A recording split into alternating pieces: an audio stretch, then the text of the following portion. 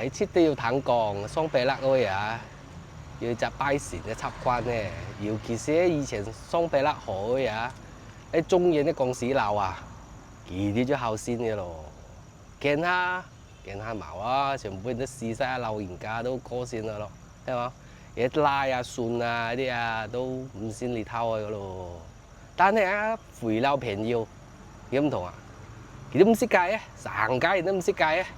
從出世都見他唔識戒，我唔知道做乜戒咯。有一次咧，就我同我新村啲朋友啊，去布吉沙比釣魚，到個河邊咯，佢啲點香，然後拿條黃香出來，向見北方嗰位拜神，咁呢件拜乜戒咯？而講拜解神，我拿黃香拜解神，哦。我覺得好見好笑啊，笑到肚不得通啊！哎呀，眼中嗰啲要咩嗬？拜解事，我冇理解啊！我面地道啊，挨萬呀，呼，發夢，而隻好大隻嘅烏雞，側起眼線，側到啊跳起咁就飆晒冷汗，最冇好彩啦，唔是跌啊，上去咯，過曉隔完啊，舐下都唔係喺度。